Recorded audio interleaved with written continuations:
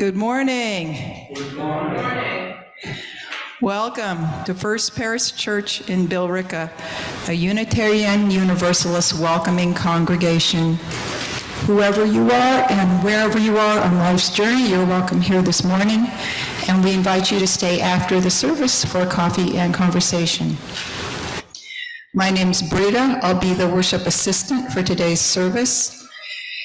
And our worship leader this morning is Reverend Eugene Widrick, known to most of us as Woody.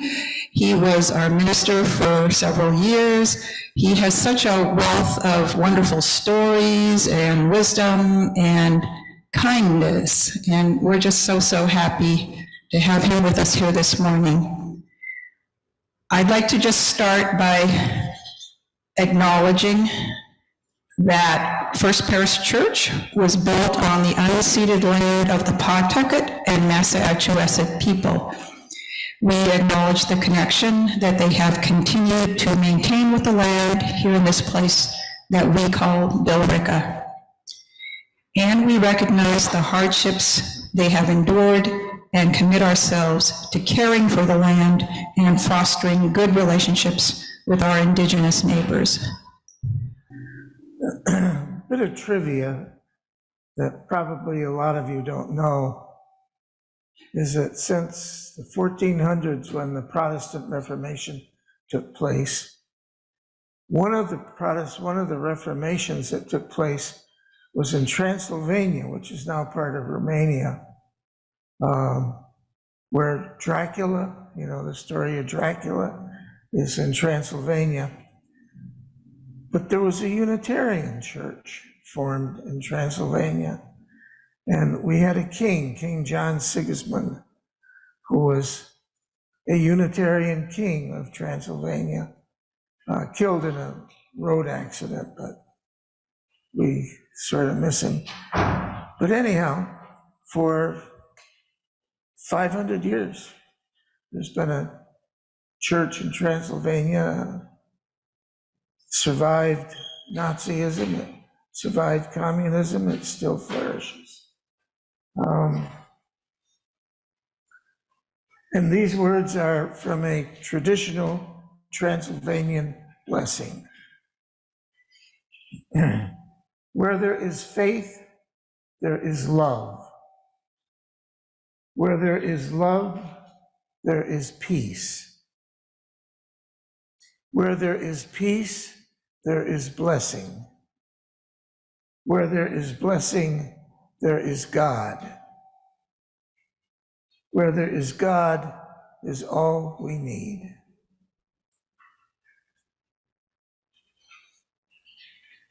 Please join us for the chalice lighting.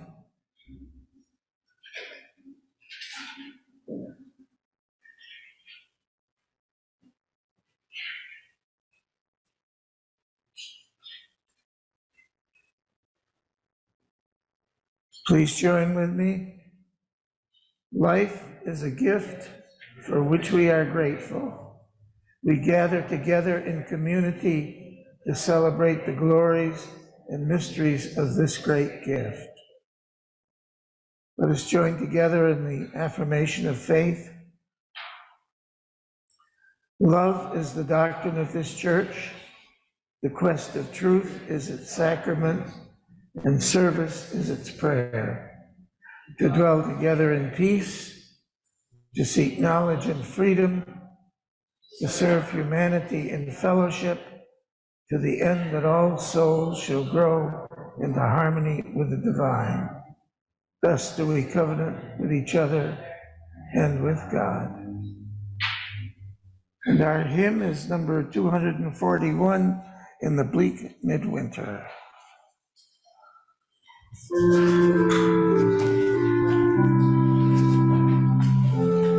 Ministries of the previous generations, a man named Al Cole, who was a wonderful teacher, preacher, person, and he wrote this prayer for Christmas.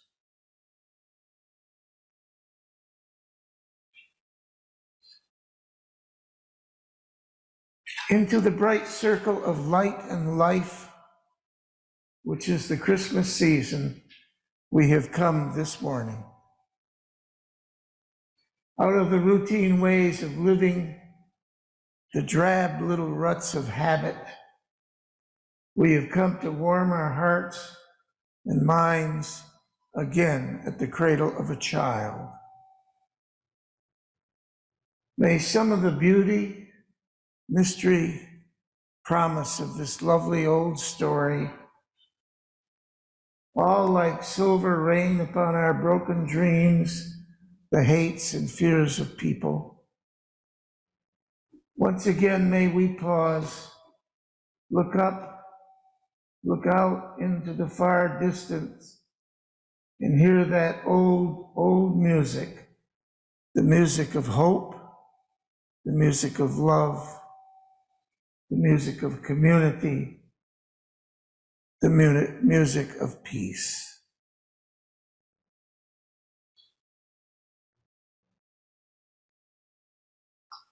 Amen. Our musical interlude.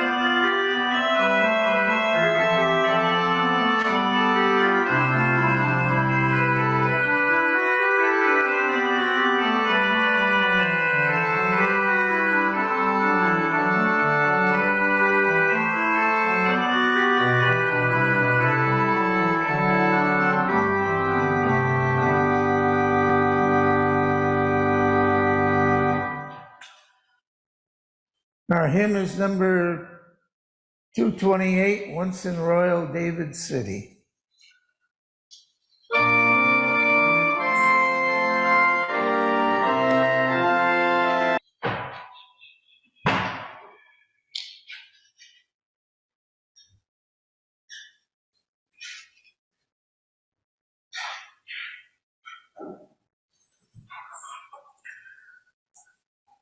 Turkey for Christmas dinner was not part of my childhood. I read somewhere that the last wild turkey in Massachusetts was shot in 1856. And 14 years ago or so, they captured a flock of 14 wild turkeys in the Adirondack Mountains and released them in the Berkshires. They breed rapidly. The other day,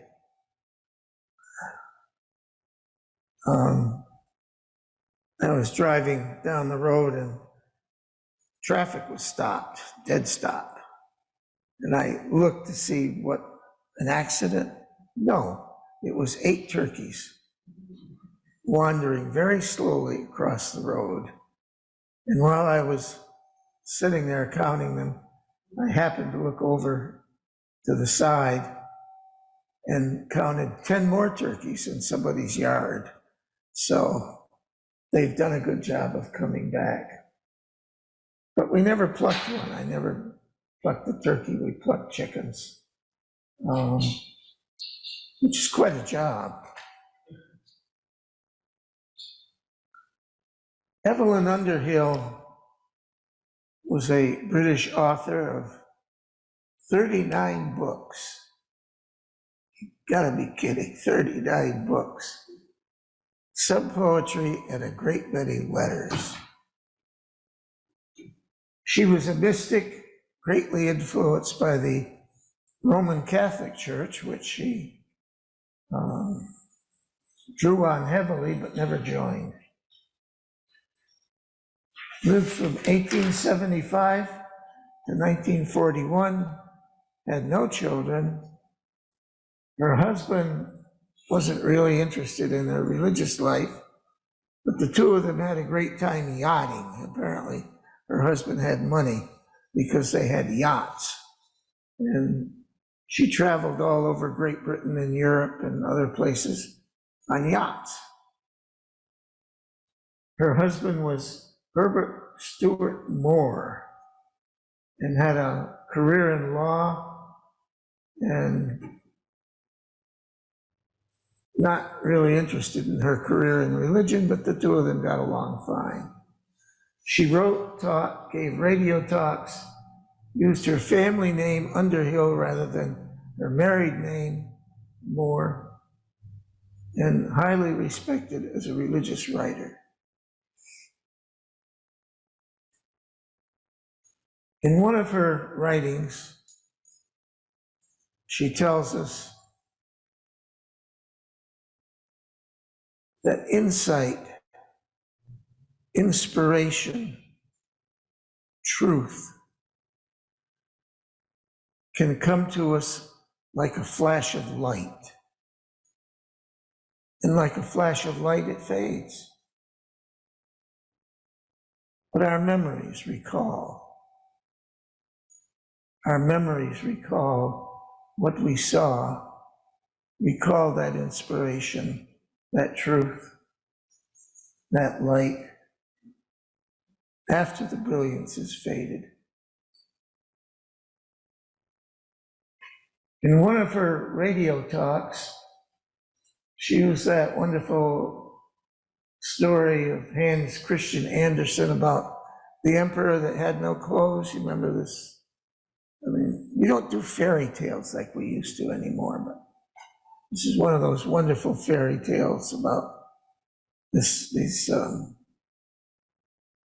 two men claiming to be tailors showed up at the royal court and said they had this wonderful cloth.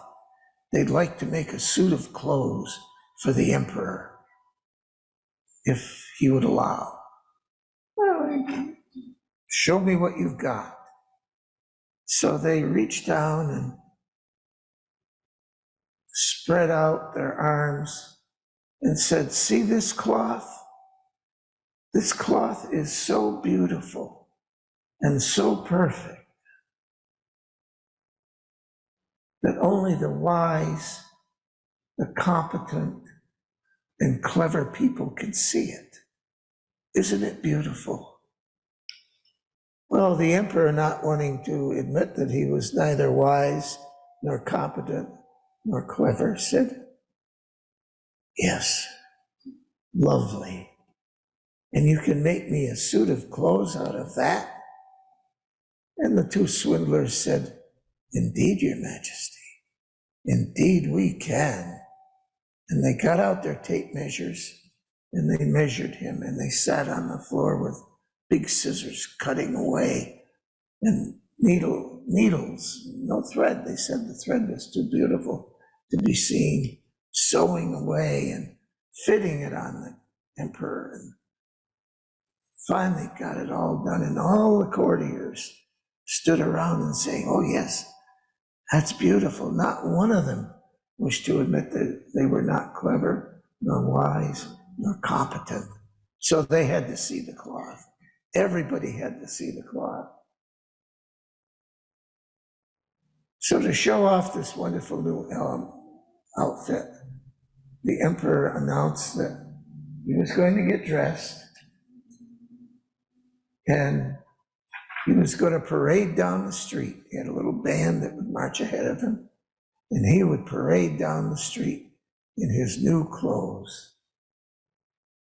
And everybody, all the people stood and clapped and cheered and, oh, isn't that beautiful? Isn't that lovely? Because no one wanted to admit that they were not wise, nor clever, nor competent. Until a little child, maybe 6, 7 years old, standing on the street corner, yelled out, Mommy, why is that man not wearing clothes?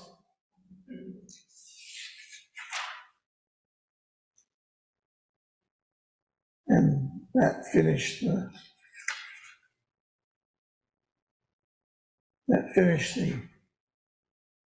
suit of clothing.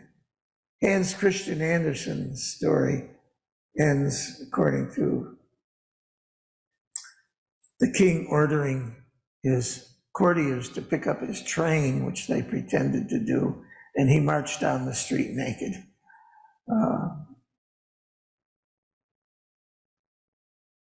There are people who claim status and importance, and this was Underhill's point,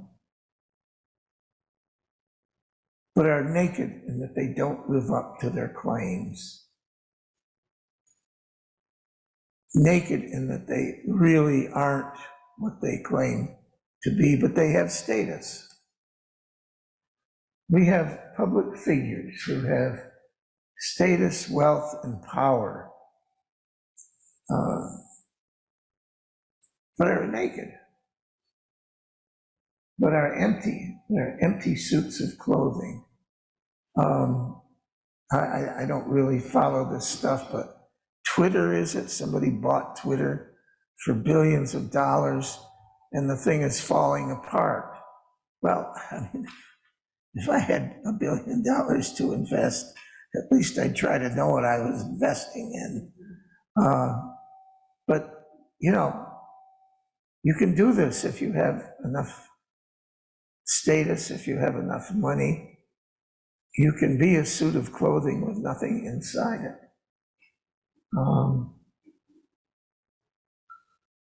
In the 1930s, when Underhill gave this talk, Europe was troubled by dictators.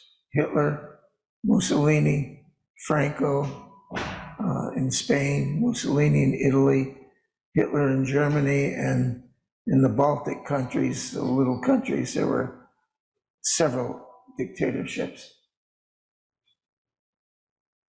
These were men with power and wealth, but they were empty. The clothing was there, but the humanity was not there. The humaneness was missing. Well, Christmas is 1 week away, next Sunday.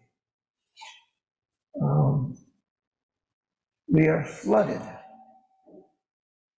with advertisements on TV, radio, the internet, by mail, telling us the perfect gift to give to everyone, including our cats and dogs, our second cousins, and all the worthy charities that they name. And Christmas is an important time for the economy. I knew a person some years ago, a member of our church, who ran a music store, small music store. And he said, it was open all year, but he said the profit for the year came at Christmas. If they didn't make a profit at Christmas, they weren't going to make any profit at all. But he said it was good. They made lots of money at Christmas. Well, Evelyn Underhill in a letter wrote, I do hope your Christmas has had a little touch of eternity in amongst the rush and the pitter-patter and all. It always seems such a strange, try that again. It always seems such a mixing of this world and the next. But that's the idea. There is so much clothing loaded onto Christmas. The decorations, the food, the getting together, the greetings, the music, the pitter-patter and all.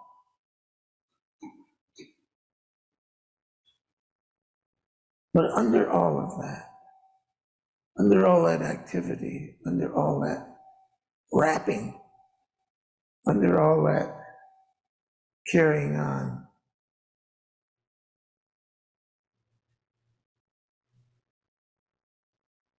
I think, I like to suggest, I hope, is love. Cliff Reed, one of our British Unitarian ministers, said, I've quoted this before, there are two kinds of religion in the world, true religion and false religion.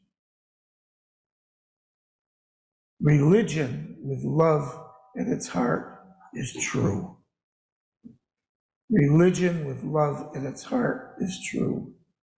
So amidst all this flurry and spending and giving and getting and so on of Christmas, as long as we feel the love at the center for one another, for this world, that puts a person at the center of Christmas, puts us at the center, not the gift giving, not the presents, not the tree, not the food, but the people, the us's of the world. We say every Sunday that love is the doctrine of this church. The Universalist Church, Unitarian Universalists, we merged in 1960 something. We used to have a symbol. We have the flaming chalice. During the 30s, they had a little symbol, a little circle with the words God and love, God is love, arranged around a cross shape. Christian Bible tells us God so loved the world over and over. And we reach out together in love. The presents, the cards, meetings together should all be expressions of our love for one another, our love for other people.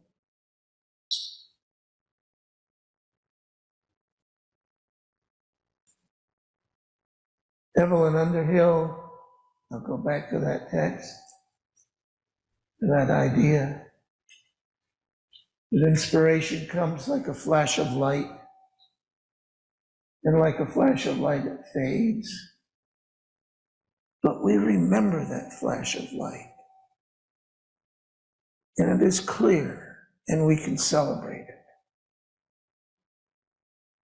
So we celebrate by acts of love, by acts of care, by decoration. We decorate our tree.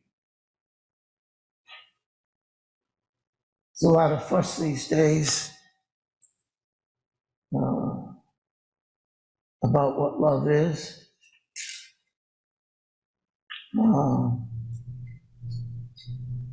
Currently on the screen is the whole issue of same-sex marriage. There's now a law in the books supporting same-sex marriage and interracial marriage. I have served as minister in 6 churches, in 6 communities. And I've seen many, many, many relationships. Even in college, all those years ago, class of 1963, we had 2 women on the faculty who lived together in a house. And one of them always referred to the other as my family. They were happy. In Cape Town, we had a man in the church who lived with another man. And long after we left Cape Town, one of those men became fatally ill, and the other one sat by his bed, holding his hand until he breathed his last. In our hymnal, Singing the Living Tradition, number 213, we sing, there's a wideness in your mercy. Revision of an old hymn, there's a wideness in God's mercy. The verse is slightly revised for the UU use, but in the original, we make God's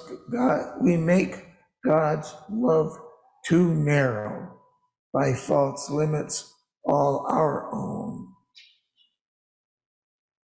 We magnify God's strictness with a zeal he will not own. Love can be complicated, but I think as a religious issue, love is far less complicated than we try to make it.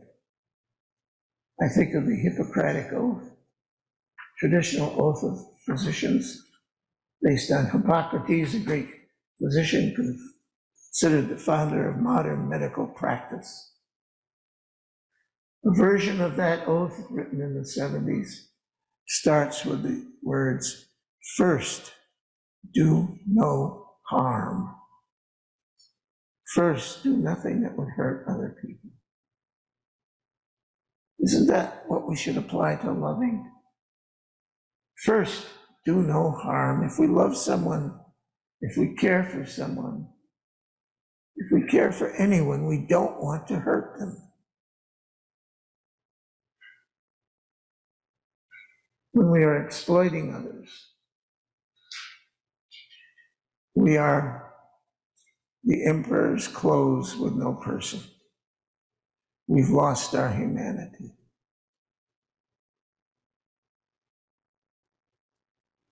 I mentioned the blue lights.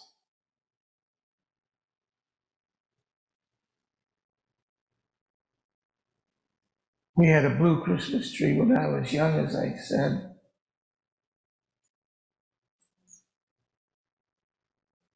Bought blue light bulbs for it. My mother said it always wanted a blue Christmas tree. It was an act of love. It was special then, it's remembered now. Being country folk, I am certain that our Christmas presents were warm mittens, maybe new underwear. We got a stocking. Stocking had an orange in the toe, a handful of walnuts, a handful of hard candies. But that was about it. But we do remember the love. Saint Teresa of Avila gave us this thought. It is not a matter of thinking a great deal, but of loving a great deal. So we'll do whatever arouses you most to love, and that will make your Christmas.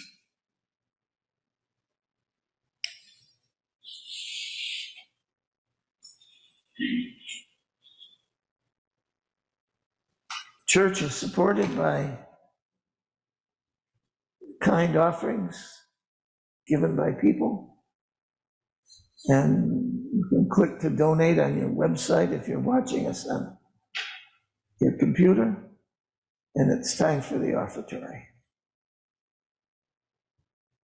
Thank you, Woody, for your wonderful memories and stories and words of wisdom. Our UU churches are self-supporting. The morning's offering will now be taken and gratefully accepted.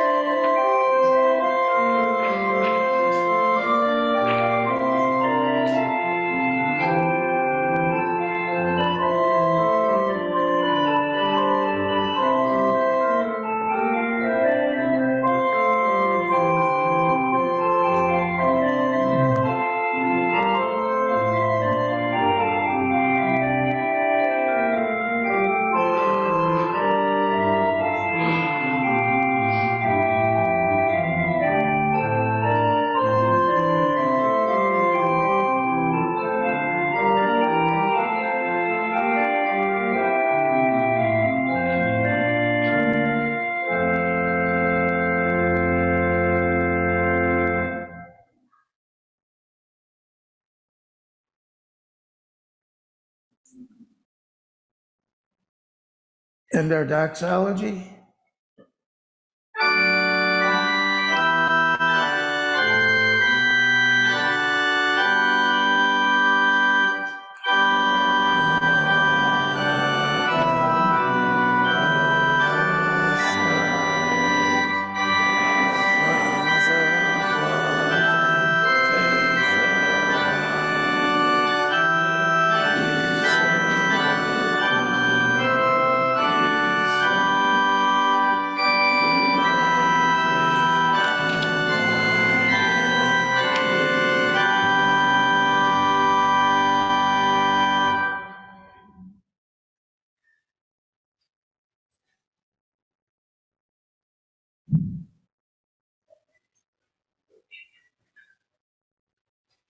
Please join in the words for extinguishing the chalice.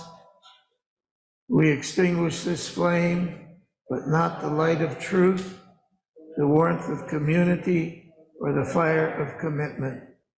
These we carry in our hearts until we are together again.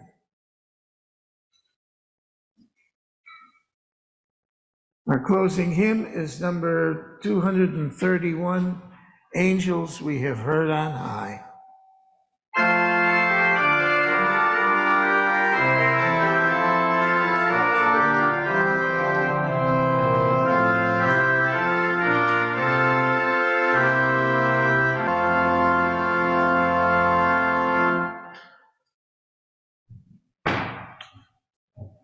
May we rise up to do the work of love again and again. Amen.